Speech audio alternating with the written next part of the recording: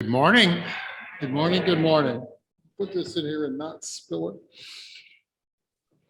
I intended this to be a conversation. I was going to sit up here and have a conversation with you, but we've gotten so zoomy here that we've got two microphones and recording and everything going on. So we've become very Zoom savvy and hands for Emily and Chris, and now James, our new tech person. So we're getting pretty good. I'd also, as this is the last section or meeting of this group this year for this season, I'd like to say thanks to Stephanie for all the hard work she's put into pulling these things together. So thanks, Steph. Just back from vacation at the Grand Canyon. Awesome. But I would like to make this a conversation about the concepts of sustainability and how we as a church family may interface with those. I also point out that the new church logo is up there. You can see it better over here.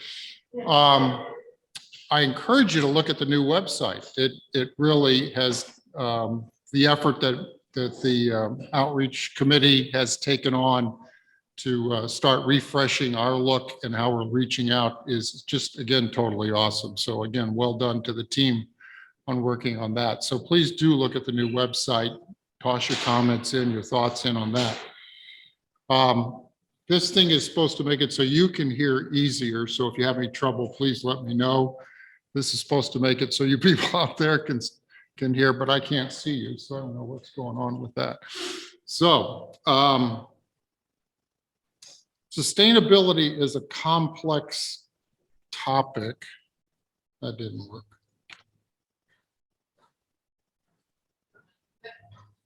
Click on the slide, yeah, and now press there. Now we got here. Yep. All right. Psalm 24:1, pretty straightforward. Welcome, Nelia. The earth is the Lord's and all that is in it, the world and those who live in it. That really forms the basis of our Judeo-Christian understanding of why do we care about the earth, is because it belongs to God and God gave it to us to take care of it. So that's sort of the foundation of how we enter into that discussion theologically. My research, I came across a group called the Evangelical Environmental Network. And it's interesting, we may want to explore them. They're based out of the Midwest. So how do we get rid of that Zoom screen thingy? So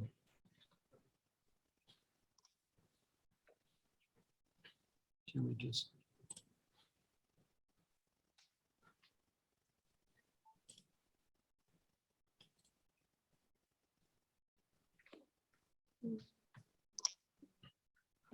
floating media controls. There we go.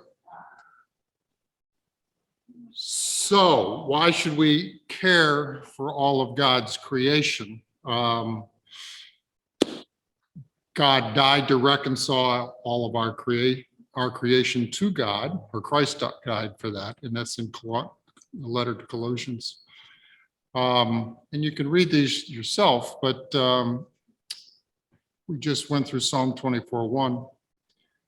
The third bullet, all of creation belongs to Jesus, but it fulfills the great commandments to love God and love what God loves. And so as we go through this conversation today, there's two groups of people I'd like you to kind of focus on. One is those that have less than we do. And it's hard to give love to a child if you're filling their lungs with pollution. And pollution tends to hurt the most, and therefore we as Christians are called to care for those poor and the less powerful. And by the nature of have and have not, those without end up having a greater impact in some ways on the environment than those that do. And so if we think about it from that context, how do we minimize that impact on the environment? The second group of people I'd like you to think about Make sure we click on the right things here. Well, I'll hold the second point. The context of environmental can be considered in the context of justice. And again, on these folks that are impacted by the environmental pollution that's out there. And again, this is from the last verse there on Matthew. The righteous will answer to him, Lord, when did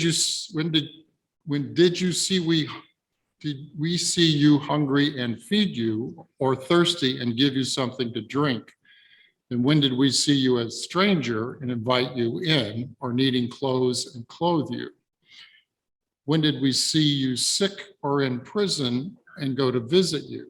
And the king will reply, I tell you the truth, that whatever you did for the least of these brothers of mine, you did for me. And so that's a context to which I tend to approach this challenge. The second group of people that I want you to kind of think about, besides the folks that are sort of hurting, we'll call it that, is our kids, the next generation. We talked about a little bit about this when we were talking about the church outgrowth. Pew Research Center research done last year points out a third of the Gen Zs and 28% of the millennials, essentially a third, say they've done something in the past year to address climate change. But even more dramatic is 2/3 of them are doing something about it. They're talking about it, they're engaging in conversations, they're going to rallies, they're taking action. And I would just point out that 2/3 of that generation, we don't see here in the church building.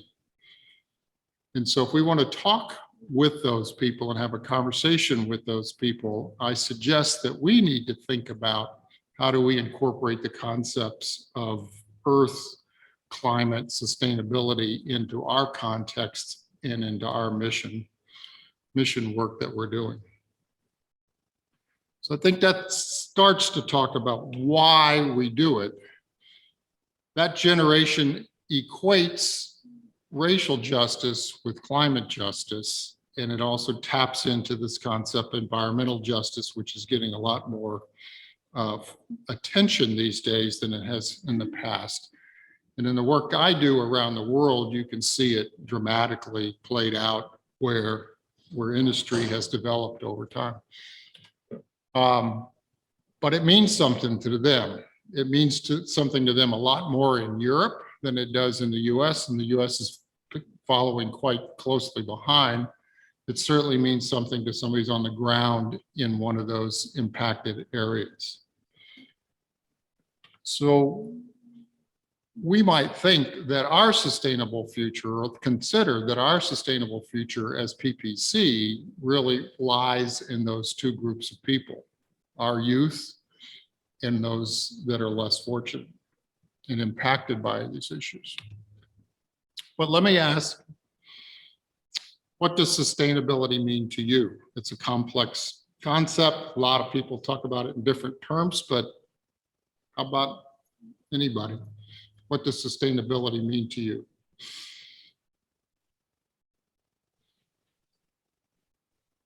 Reduce, reuse, recycle. Reduce, reuse, and recycle. I would do the exact same thing. Can't hear the responses on Zoom. You're shown about, how to Can't hear the responses, can't hear the conversation. reduce, recycle. Exactly. In the power of marketing. Yeah. The power of marketing. Can't hear the So, I don't discussion. know. Any comments from the peanut gallery, Rebecca? Can't hear the discussion on Zoom.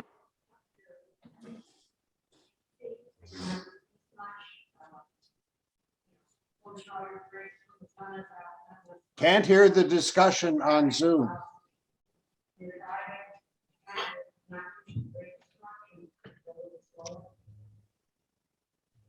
Conserving energy. Conserving energy. Well, that's Other too bad. thoughts, sustainability? Gail? Can't hear. Karen, can you hear me? Ken, is there a way we can join the conversation? If you would unmute, perhaps they'll get your attention. We can get their attention. I sent a chat, Dell. We'll see. That is not the discussion. I'd like to hear the discussion. Oh, dear. How do we do things in a way that makes the church a lasting congregation? So it is not sustainable to always have, for example, a membership that it does not reflect the age and breadth of society.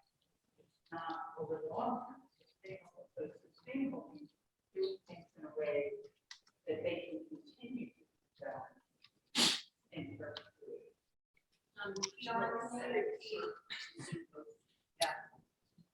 Yeah, so the comments from the audience talked about, one, conserving energy. You can do that a lot of different ways. The miles you drive, closing the drapes on the sunny side of the house, lots of things that we can do. Talk about energy. We'll talk more about that. But the term sustainability, Gail was pointing out, really talks to, are the actions we are taking today sustainable into the future? So even as a church body, the things that we decide to spend our time and resources on, will they help sustain a church, our church, and the greater church? It's one way of thinking about it. Is that the right word, sustainability? Or is it equilibrium? You don't want to sustain what you already have, because you know the direction you're going. Change, reestablish new equilibrium. When you sustain something, I understand the bigger concept that hopefully 100 years from now, life will be the same, but is that really what you want? Life the same as it is now?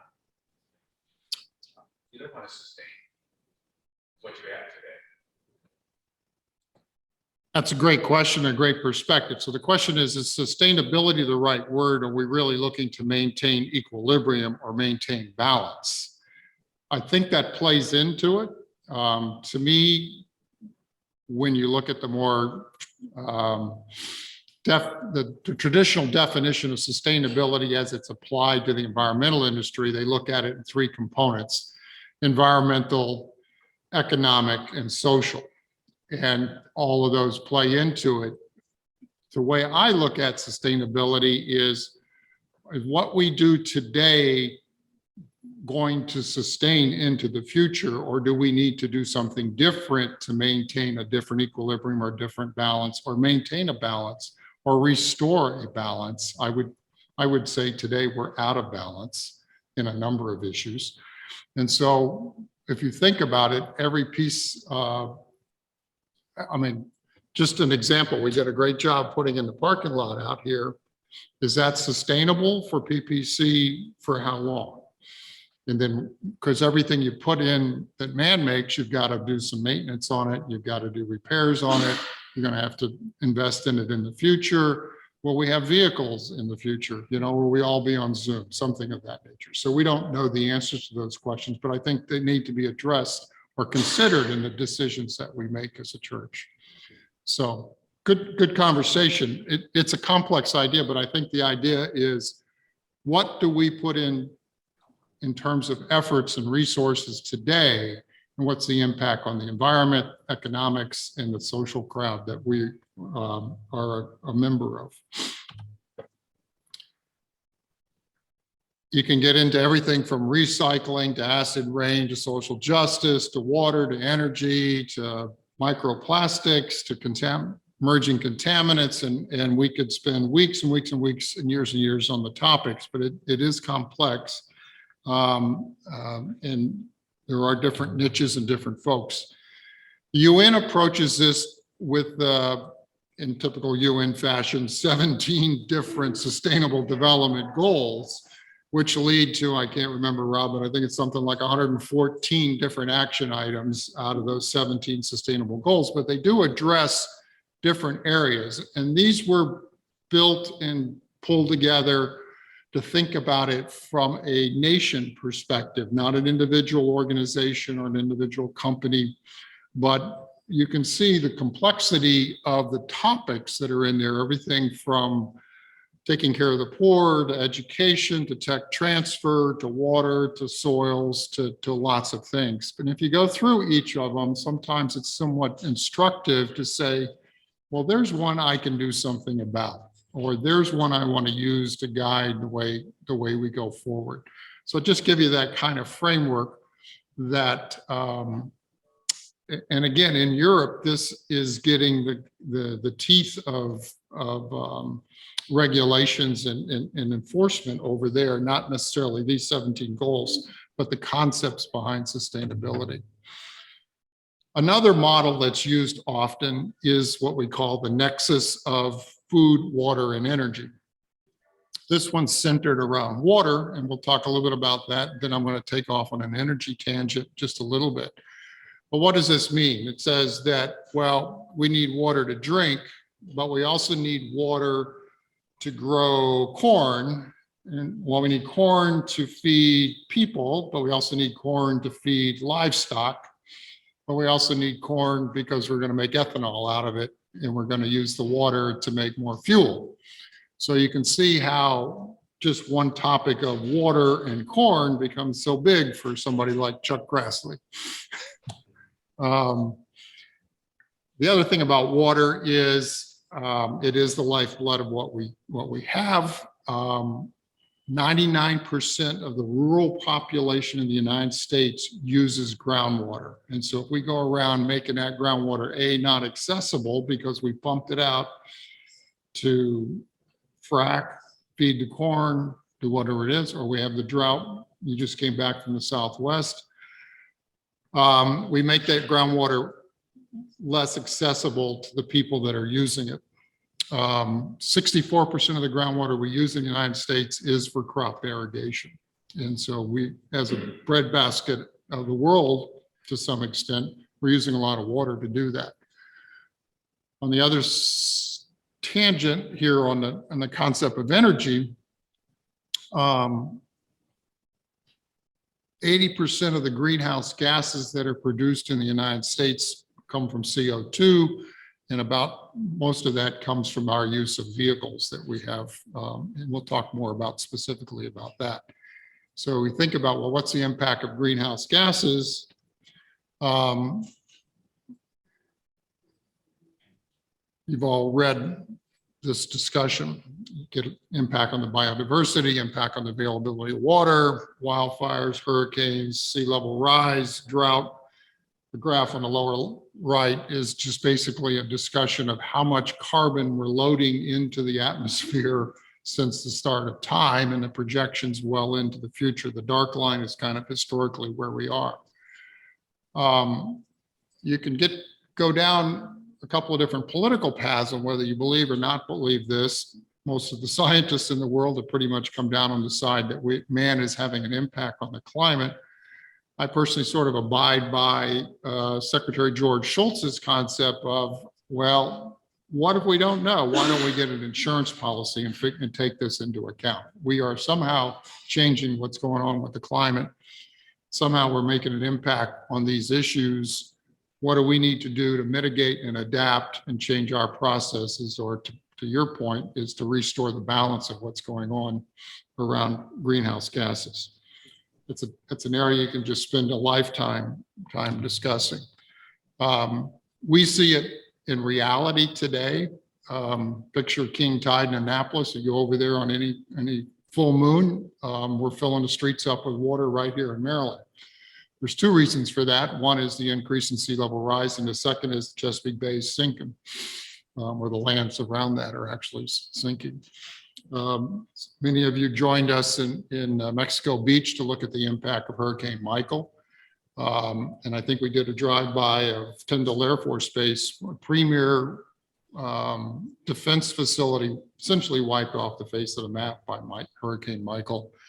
And in the middle of the country, off at Air Force Base, didn't get hit with a hurricane, but just the floodings and the impact of severe rainstorms flooded out one of our significant strategic assets in the middle of the country. So the concept around security in water, food, and energy is pretty pertinent. Out of all of that, I put forth the basic concept. We have a bad carbon habit as a country and as a world. And Rob was nice enough to grab a couple of slides for us, and we may have to lean on Rob here a little bit for some examples, but basically we're importing roughly 20 million barrels of oil a day, right? We use 20 million barrels of oil a day, and we're using it in transportation.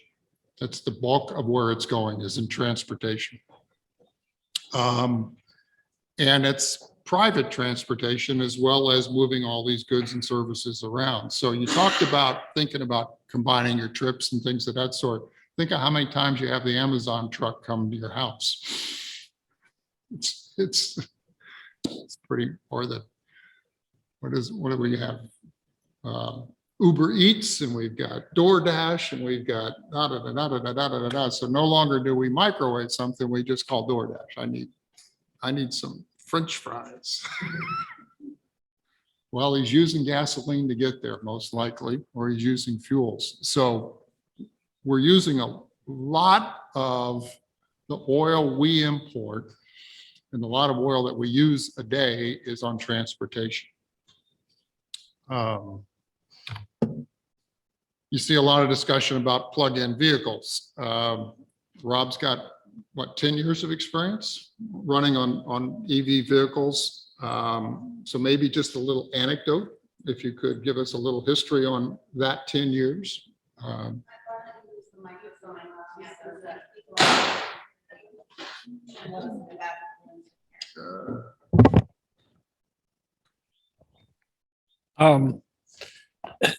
So no, I'm on my 4th electric car, and we have solar panels on our roof. We've had on for 10 years. So I have driven 100,000 miles in the last 10 years, 4 times around the earth on the electricity generated on our roof.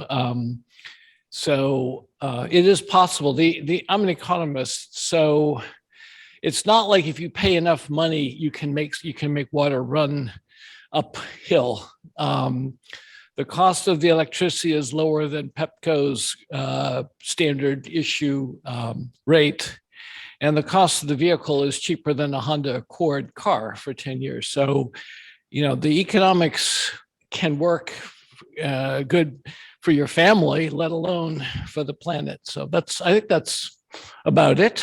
I think the key point is, we're going to start opening a conversation here in a minute about what can we do specifically locally to do something about our carbon habit, with an emphasis on the fact that we really need, as a country, in my mind, in the world, to think about carbon and how do we manage that issue.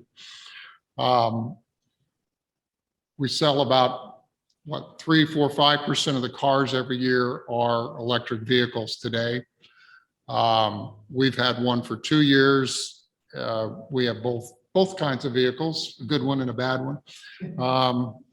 And the EV will do anything we need to do for 50 to 60 miles around town. So if you think about your trips running around town, I think we've bought gas in that thing a couple of times in 24,000 miles, I think is where we are. It plays a pretty significant role in reducing the use of that. Rob was talking about it. If you just drive down Rockville Pike and you go past a few sections of things out there, you go by a gas station, a Pep Boys, a Jiffy Lube, a Midas muffler shop, brake shop, Amco transmissions. I can tell you, as a small business owner, if I move my fleet to electric, I don't have these costs anymore. They go away. And just the scheduling of maintenance and cost of maintenance and the headache of maintenance and the headache of it breaking when you didn't expect it to break maintenance. This is pretty significant to the business owners. And if you think about the fastest selling truck in the United States is the Ford F-150, and it goes electric this year. So these are economic decisions that are being made, not because it's the right thing to do, but because it makes economic sense. And it is some effort in order to impact this bad carbon habit that we have. Further evidence of that is if you look at the growth in renewable energy in the United States and the projected growth over that, you see the companies are not investing in things that we hear a lot about. Some people would like to hear a lot more about nuclear. That's happening in Europe. It's not happening in the US. Coal is coming down significantly, and most of the coal we're mining today is going overseas, if I'm not mistaken. We're shipping it out of Baltimore to other people. And what's growing is the renewable energies, solar, wind, and hydro. We've got Texas gets more of its energy from renewables on many days than it does from any traditional petroleum-based. And that's where the planned generation is going in the future. You can see the yellow and the green is the planned generation being built today by our companies. So that's where the world is going economically. They recognize that they're putting their money where their mouth is and where their thoughts are. So how does that affect us here? I want to go back to the water topic and then I'll loop back on that. So hang on to the carbon topic. And we talked about the use of water. A number of different organizations work on this worldwide. In the US, our availability of water is pretty good. We do have a lot of 99% of the rural population is on groundwater, and that has some challenges. Worldwide, though, 771 million people don't have access to safe water. And that's significant when you think about disease and disease vectors and things that occur. Of recent years of pointing out is 22 million people in our country are served by lead pipes, kind of highlighted by the map in red there of where things are. And so the impact on lead on the childhood development is pretty well documented. And so we have an obligation to get the lead out of the water that's feeding our kids and our people. And again, that typically affects underserved communities. This is an astonishing fact that I ran across.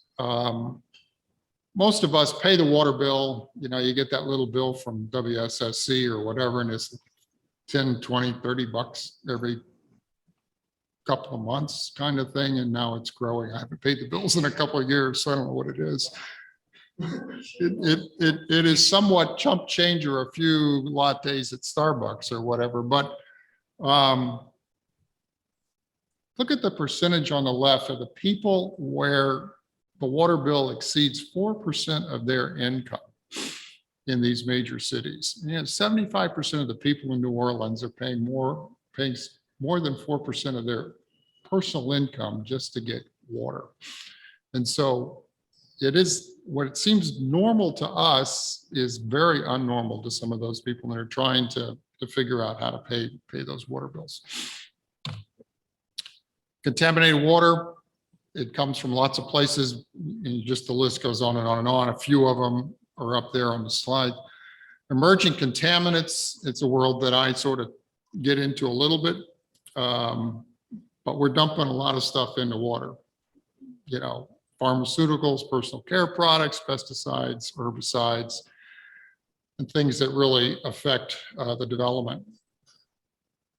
We've got recycling here in Montgomery County. Please don't dump anything down the drain.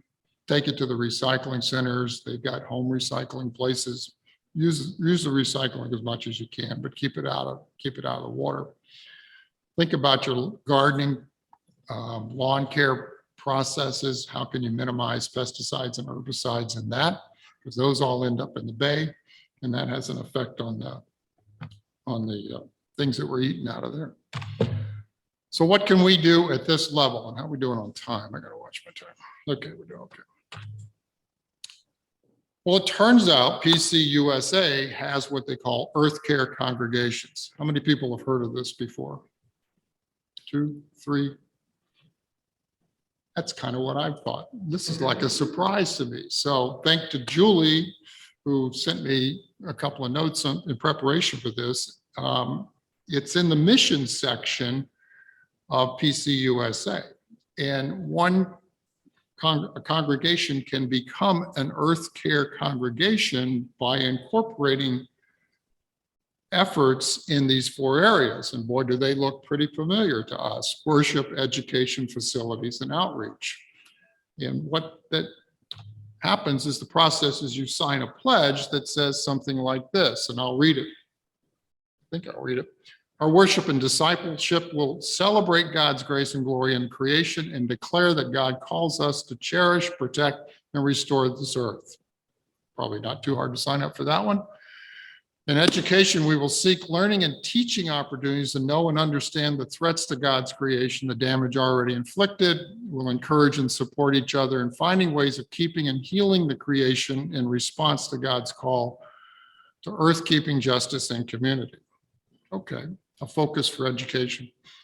Our facilities will be managed, maintained, and upgraded in a manner that respects and cherishes all creation, human and non-human, while meeting equitably the needs of our people and in our buildings. On our grounds, we will use energy efficient, conserve resources, and share what we have in abundance so that God's holy creation will be sustainable for all life and future generations.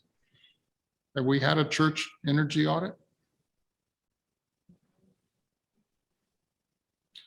Our outreach will encourage public policy and community involvement that protects and restores the vulnerable and degraded earth, as well as oppressed and neglected people. We will be mindful that our personal and collective actions can positively or negatively affect our neighborhood, region, nation, and world. We will seek to achieve environmental justice through coalitions and ecumenical partnerships. So you see that justice piece come back in there.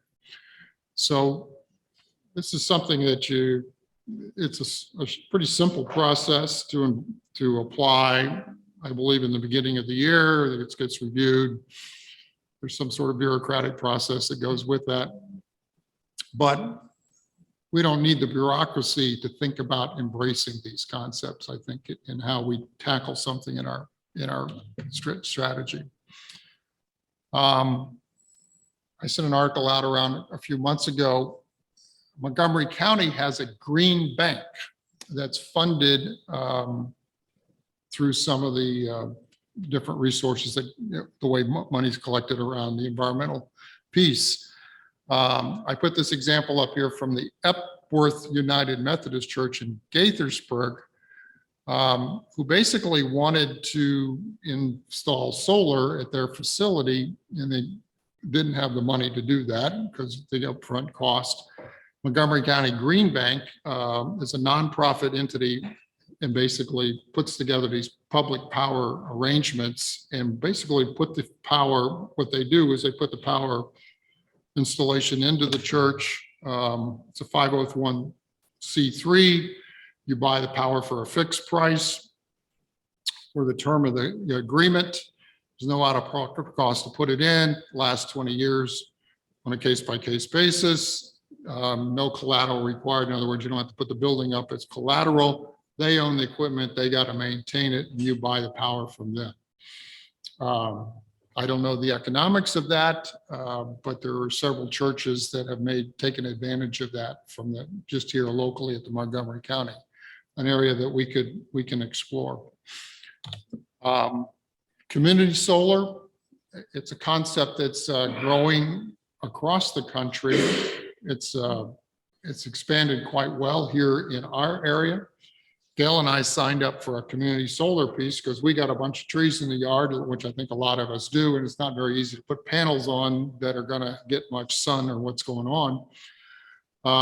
Essentially what we did was join a local solar farm. So we bought a share into a solar farm that got built in a location.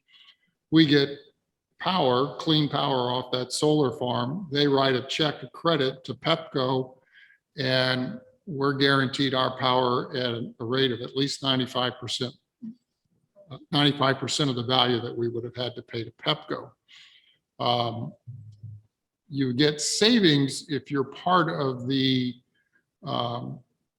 growth campaign. So again, there was an example here with a Jewish synagogue up in Howard County, essentially put together an initiative to go out and build a solar farm for an underserved community. Everyone in the community that signs up gets their power at a cheaper cost. They get access to solar, which would have been very difficult for them to start with. The church gets a check from the solar company for having done this outreach. And so basically they're getting clean power, they're helping an underserved community, and they're getting money for having done that. So as I like to say in the business, there's a deal in there somewhere. We just got to figure out what it is. And there's a large number of churches that are signed up on that organization. Another option for us as a community. How that works for us, this is our April bill. You can see what happens down there in the highlighted credit.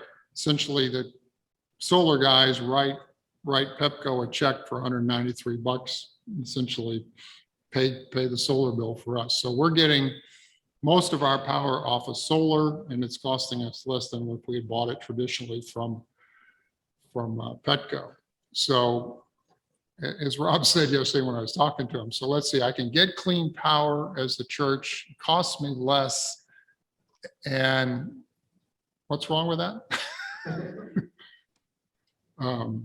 So there's, and as an organization, if we put it together and fund and organize it where we bring in more people that are part of the community into that, there's more credits back to the church for having done that. So besides just getting cheaper power, we actually get a kickback on signing folks up for the program.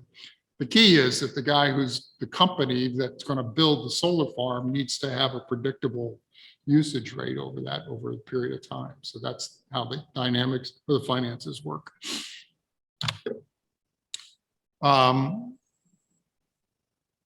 There's a program on Neighborhood Sun's website where they will subsidize the overhead and management of going out and pulling that community together, particularly if it's for an underserved community. So it's another way we can reach across and try to help the underserved community if we can open up the option for solar for them as well as for ourselves.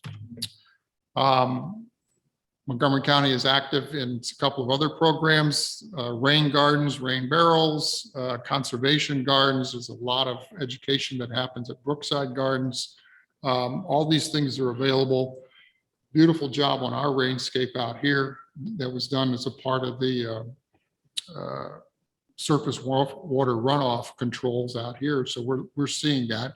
And our church has done a very nice job on this concept of using the landscape, what is now called engineering with nature. I pointed out to Chris, there's a number of things in terms of initiatives. If you think about that group of youth that we have, their need for service requirements, our mission orientation of our youth program, there's a lot of ways to get involved in different elements of environmental and sustainability. You don't have to do them all, but pick one, pick an initiative, and that could be a theme for a year in terms of getting folks involved and pursuing a particular element of that. And there's a lot of strong political support with our congressional delegation and Senate delegation that I think there's a learning opportunity to figure out how all this fits into the bigger picture of making laws and things that go around the environmental perspective. If you haven't done a home energy audit, I highly recommend it. They're essentially free. Pepco will come out and do what I call a sort of a level 1 kind of audit. They'll give you some free LED light bulbs and wrap your hot water pipes and do that sort of stuff. It's a small step, but it also gives you a report about where are you using your energy and what are their recommendations. You can take it to another level. It's a pretty active program with the Department of Energy and the Energy Star program, they will actually come out, do a more intensive audit, give you a list of recommendations and a budget, and then there's money behind that in order to make those improvements in your home. You probably find that most of your leakage is going out your attic, and all the holes that are in between the walls that go up to the attic and just leave the house. There's ways to get those all sealed and insulated and take care of. So there's essentially pretty much a wash on small items like that. But if you get into bigger programs, they will, it'll give you an idea of how to best use your money. Our good old Capital Presbytery has grants to help us do this sort of thing. So they call them Power to Change grants. So they will provide some financial support to put a program together. Usually with most of these grant programs, they're trying to leverage the efforts that you're going to, what they put into. They'd like to see that leveraged. And the point is, there is both initiatives out there and money out there and program guidance out there on how to come back and think about mission education, outreach, and facilities on a more programmatic fashion for us as a community. And there's things available to you as individuals out there. In order to go in and really tackle this carbon problem, this is really what they aim at mostly, but understanding that there is pretty strong nexus between carbon and the impact on water, the impact on the air, impact on the environment and climate. So I think that's where I'm going to stop and see what kind of questions or conversation we can have around that. Bring on Zoom people. Would you mind just sharing a little bit about what you do, about your work? When you were saying in your work sometimes, just so people know what your work is. Okay. Yeah, I'm just going to get our people. So my efforts in the environmental industry are aimed at really ugly sites. So that infrastructure that's refining, pumping, shipping, transporting, storing petroleum in the United States. Basically, if you want to clean up, if you want to report and try to prosecute a claim against unnamed pipelines in the United States, you really have to take a ticket and wait in line, because all that infrastructure is so old, and it basically anything built by man, and anybody who's built anything out of steel and put it and had a couple of people put it together knows that it leaks. There's oil and gasoline leaking into the ground across the United States. So we do about a third of our business in the United States is around petroleum storage, essentially what we call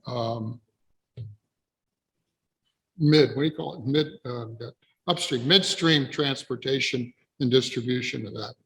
Then you go out to all these old gas stations that are sitting out there, and different states have different programs about those.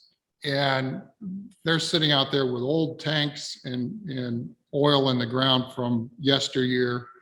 Some real relics of dispensers on these sites and things that are really kind of historically interesting. But the farmer down the road is pumping his water out of the ground that's got that oil in it. So the impact of benzenes and things of that sort on that farmer's family and the crops and the food that you're eating, et cetera, is there. So we do about a third of our business around that. Another third of our business is a different kind of ugly sites. Those are the guys that are making pesticides, herbicides, pharmaceuticals, industrial manufacturing. So anything that's manufactured has to get cleaned. And the country was, when we went into the space race, was real good at figuring out how to clean machinery and machined parts. And we created a whole family of chlorinated solvents that are great for cleaning, but they don't go away. And so any place you have a GM, Ford, Hodges Elevator, aircraft manufacturing, anybody who's cutting machinery and had a degreasing operation with that. Again, it was built by man, put together by man, leaks to Mother Nature. Those are very persistent chemicals. They travel with the groundwater and they are carcinogenic. So we spend a lot of time looking at very complex industrial sites. And then overseas, we do really mostly petrochemical, more chemical type facilities. Again, probably creation where pesticides are created, but anybody a chemical engineer, and I'm not, but the chemistry process to put together a pesticide or create a solvent like a freon, fairly complex processes, huge production facilities like you see. They're like little Houstons all over the world. And they make a pretty significant mess. When they went distribution at the cities, that worked well when they were shipping things in and out. But as that shipping has gone away or globalization's had effect, then now those are being converted to housing because we have a global population growth challenge. And so all that housing is now being built on top of fairly contaminated sites. So the question is are they protecting the people and how to do that? So what we do is we're essentially a radiology-like department for those folks. We go in and image those problems and say, your problem is this big, this kind of stuff, this deep, and this kind of soil, looks like this, shaped like that, and oh, good luck. That's basically my job. Yes, ma'am. And you might point out that you work strictly underground. Doing that imaging. Oh yeah, we're earth guys. We're dirt guys and gals. Should.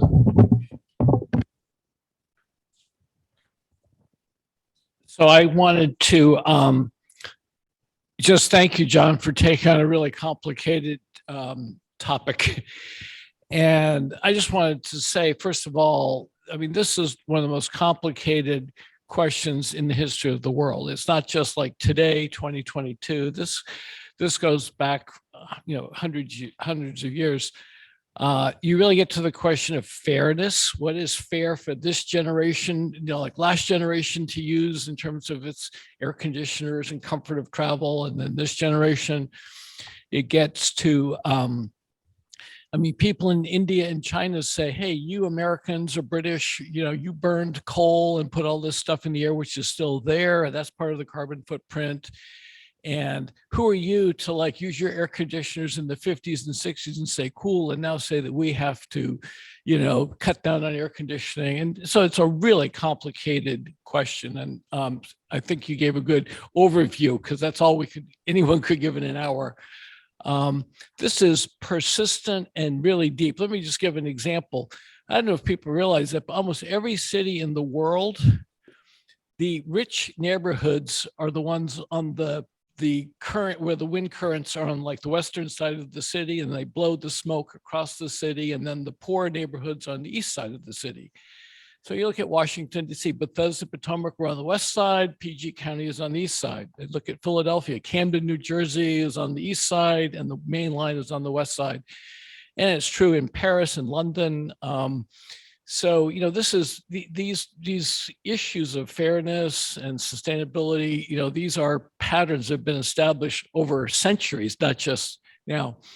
I think the challenge is to not make the perfect be the enemy of the good. There are a lot of people in the environmental justice movement and so on that is we have to only do solar or wind. We have to turn off every, gas plant and everything. And I personally am very happy with, I want to make the world better, and I can't solve everything at once. And so I personally think we have to do everything we can do, but not be 100%, ideological that it has to be the perfect answer or we get nothing. And the other part I just wanted to say, I just want to say one thing. Many of these programs, lending programs, subsidies and everything, they are trying to overcome extreme institutional difficulties of new technology getting implemented. And there's just the one example is just like making electricity. it used to be we'd invest like 100 in a coal power plant and then we'd put in 100 a year of coal. So we had coal miners working every year for 40 years making coal to put in the power plant. And so the model was that the capital cost up front was fairly low, but then we had to put coal in every year for 40 years. And now with like renewables like wind or solar, it's like you may put in 1,000 upfront investment to make the wind turbines and get them installed. And then basically it's free for the next, 30 years. And so they do require new ways of thinking. And we have all kinds of institutional barriers in the US, around the world that block these things. If you want to borrow money for a mortgage, the standard is 25% of your disposable income you can borrow for a mortgage. If you want to borrow money for a car, the standard bank regulations are no more than 37% for your mortgage plus your car. Well, a gasoline car is $2,500 a year of gas, an electric car is $400 a year of fuel. So if you go and you say, look, I'd like to buy the electric car, it costs $8,000 more, but I'll save it in 5 years, I'll be cheaper and better off. But that takes you to 40% of your mortgage plus your car payment. The bank will say no, because that's the way the bank regulations are set up. So there's 1.5 million of these institutional barriers.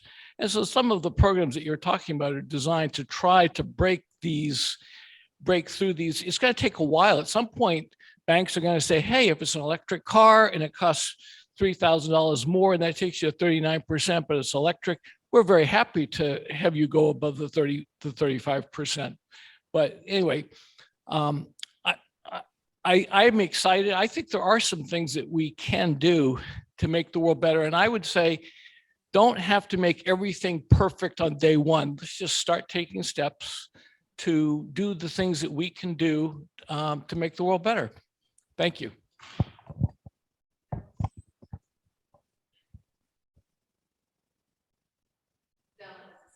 Oh, Dell, we hadn't heard from you.